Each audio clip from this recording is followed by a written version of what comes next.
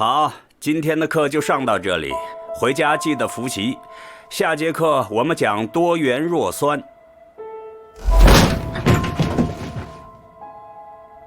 喂，你是谁呀？你们这样做真的好吗？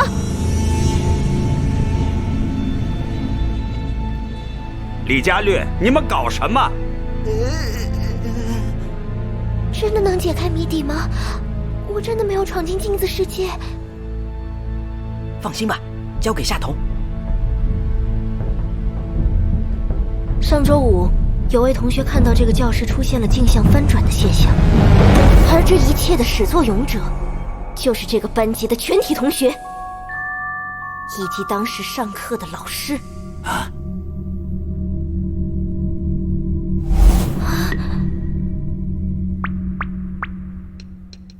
上周五，你们在上化学课的时候，为了某个目的调转了课桌椅的方向，并把讲台搬到了西侧，换了个方向上课。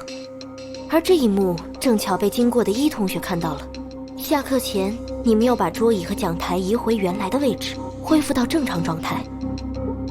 这个教室的前后都有黑板，因此这个计划并不会影响你们正常上课。但问题的关键是，你们为什么要这么做，以及为什么事后完这件事？这个问题之前，我先来讲个故事吧，你们听听看，我说的对不对？1年前的某天，你们班在这个教室上课的时候，某个怀孕的女生突然在课堂上生下一个男婴。不幸的是，因为没有及时处理，男婴一出生就夭折了，死在了这间教室里。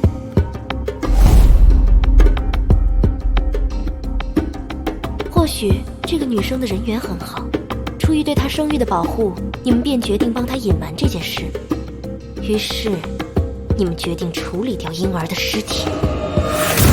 当时，这栋老教学楼正在改建，墙体进行了翻修，而在这间教室后门旁的墙壁上，正好有一个还没填充的洞。难道你们把尸体藏进了那个洞里，并把墙给填了？不会吧？仔细看的话，就会发现后门边的墙壁里有几块砖头跟其他的不一样。所以那条狗是闻到了。这个故事如何？说的准确吗？或许事后校方高层也知道了这件事，但他们并不知道婴儿的尸体藏在哪里。这是化学2班一个共同的秘密。可是，这跟改变课桌方向又有什么关系呢？就是后续的另一个故事了。即便是秘密，又有多少人能严守一辈子呢？人类是很不靠谱的生物。最近老教学楼传出婴儿啼哭的怪谈，相信也是你们中的谁传播出去的吧？明明是秘密，内心深处却总有一种我知道你们都不知道的事的优越感，越发克制不住想要彰显这种优越感的冲动，于是就换个法子把秘密说了出去。这或许就是许多流言蜚语的形成原因吧，恐怕校园怪谈亦是如此。又比如上周4晚上，你们班的某个男生在附近餐厅跟朋友聊天时说漏了嘴。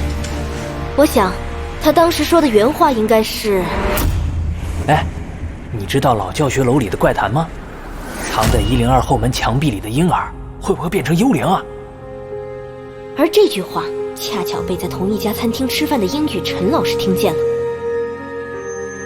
那个男生也发觉这句话被陈老师听见了，他担心陈老师会去确认墙壁里的婴儿尸体，让1年前的事败露。然而通往老教学楼的路上有一扇铁门，晚上这扇门是锁住的，要闯进老教学楼连夜敲开墙壁把尸骨处理掉的可能性不高。当然陈老师听到这句话后也没有立刻去教学楼查看，这毕竟很可能只是男生随口一说的玩笑话，事态并没有紧急到当晚就要去确认的地步，更何况大门还锁着。更庆幸的是，陈老师第2天中午就要坐飞机移民到国外了，也就是说，陈老师唯一会因为好奇心去查看教学楼的机会，只有第2天的上午，他去学校收拾东西的时候，只要过了那一关，之后就可以安枕无忧。而在此之前，你们也不太可能在大白天冒着被人看见的危险把墙壁砸开，取走尸体后再填上。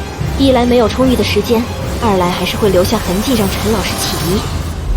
最保险的方法就是让陈老师亲自确认墙壁里并没有尸体，从而彻底打消自己的怀疑。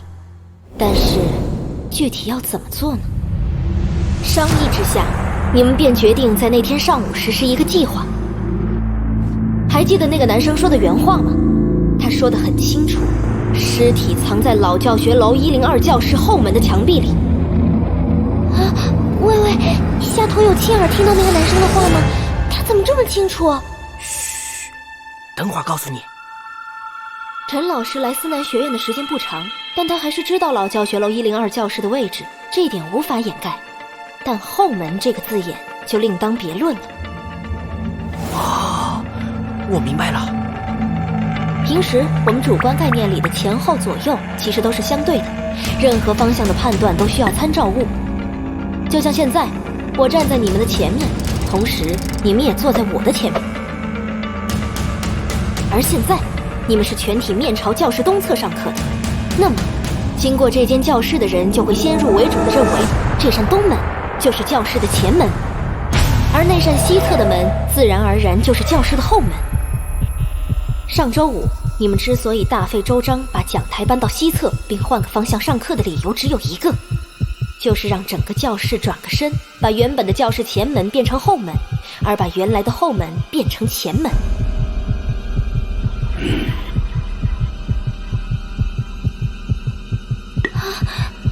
叶晨学长呢？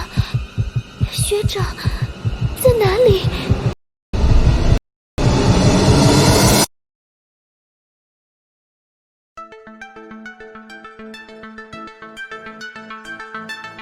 雾气里等候中，栀子花开了风，绚烂的意云种种，黑白空洞，天地苍穹。